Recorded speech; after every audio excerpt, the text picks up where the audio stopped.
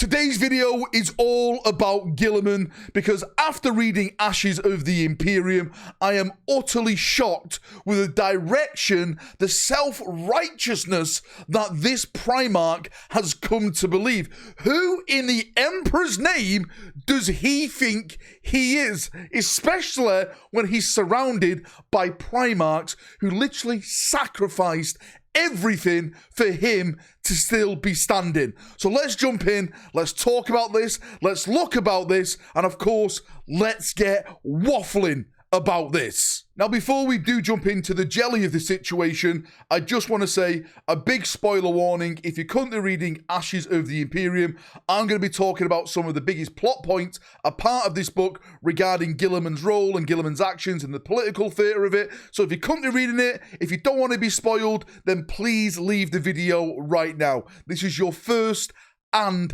only warning. And on that note, let's jump into this big old bowl of jelly, because Guilliman is nothing but a liar and a betrayer to his fellow loyal brother Primarchs. I said it, call me biased, call me all you want, but if you read Ashes of the Imperium, it's basically a book that sets the stage of the big political game. And the big political game is, after the Emperor is interred on the Golden Throne, no one knows what the hell to do.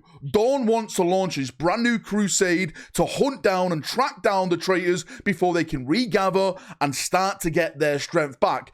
Guilliman doesn't want to do that. He wants to retake the moon of Luna. He wants to take Mars for certain reasons that we find out towards the end of the book, which we'll go into in detail, because this is absolutely extraordinary why Guilliman keeps his stuff to himself. So straight away, you have Guilliman basically verse Dawn, and they're trying to get the votes of those who have power to support them in their ways of they want to go out and do their conquest. Guilliman, like I said, wants to retake some planets. Dawn wants to launch a brand new crusade. Now, at this point, at the start of the book, Guilliman has all the power. He has his legion. He's brought thousands, tens of thousands, millions basically of brand new troops to Terra to start cleaning up the Sol system, to start cleaning up Terra, which is great. That is fantastic. He's bought absolute massively ships filled full of food, which Dawn even says, I'm so thankful for Guilliman for this, because without him,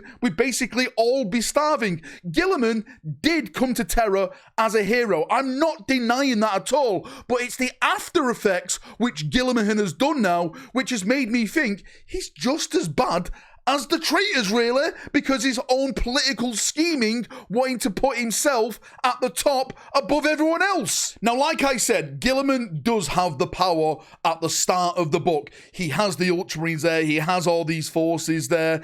There is a little bit of debate with some of the High Lords that they want to follow Dawn, but Dawn doesn't have any ships. He doesn't have the men, really, to challenge Guilliman going forward. But what happens is that Leman Russ and the Lion then return to Terra. They bring their fleets and ships, and Dawn then sends one of his, well, it's Archimus he sends to Bjorn and Corswain to basically say, hey, we should all link up and we should actually go out and we should hunt down and track down the traitors before they can reinforce. And Guilliman is seeing this. Guilliman's not liking what he sees because the power is slowly slipping away from Guilliman, and I think this is where he shows his true face. Like this whole, I keep calling it the new Imperium that Guilliman wants to build, is just built on threats. It's just built on his arrogance, which literally lays the foundations then going forward for everyone else to really base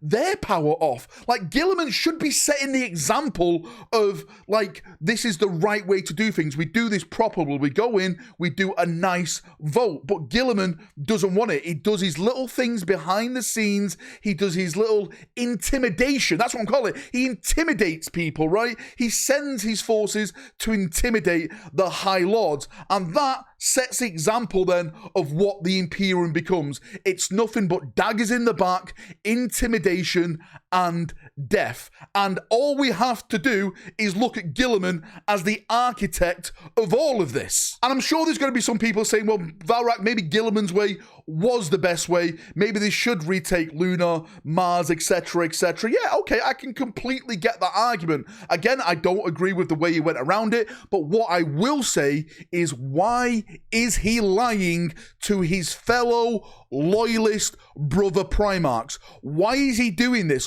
Why is he not trusting them? Especially with Primarchs like Rogudawn, Jagatai Khan, who literally fought on Terra, Vulcan, who was there on Terra, you know, literally holding the webway just in case everything came to disaster. Why is he not trusting these Primarchs? It makes absolutely no sense. How dare he keep vital information? Well, what vital information is that, Valrak? Well, the first thing is all about the Emperor's health. No one really knows what's going on with the Emperor except Guilliman, but he refuses to share this information with his brothers. Why? Why does he do that? What puts him in a place where he can make those decisions? Who does this guy think he is? And the big massive reveal at the end of the book, and the reason why he wanted to go to Luna, is because this is where the black ships were being kept inside of Luna, so they could go out and get the Psykers to bring back to the Golden Throne,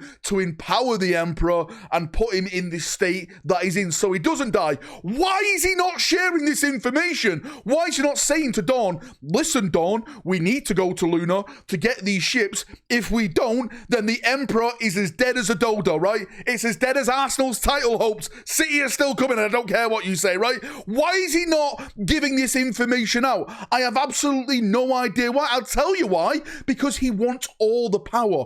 He wants to have all the cards in his hand. He doesn't want to share it with anyone. So when it comes to it, he is in charge. He has everything that he wants to build the empire that he wants. And I don't like that, because at this moment in time, this should be the time of true unity.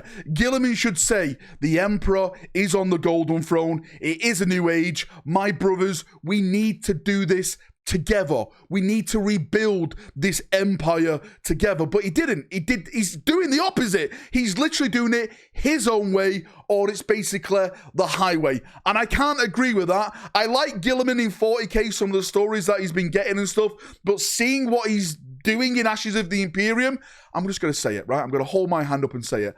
I'm glad Fulgrim gave him that slash on his throat, because who knows what kind of power-hungry monster he potentially could have become if he didn't got put in stasis for 10,000 bloody years. It's absolutely bloody shocking and disgusting. And you Ultramarine players should be absolutely disgusted in your father for the way he went around and did the things he did.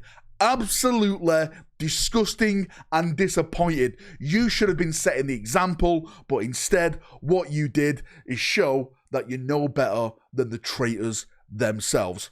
That's my rant. That's my waffle for today. Guilliman, you could have given us everything, but instead, this is what we got now. I blame Warhammer 40,000 on you. Thank you for coming. Thank you for watching as always. If you've got any thoughts, feedback, post it down below, and we'll have a nice little chin waffle down there. See ya, and bye-bye.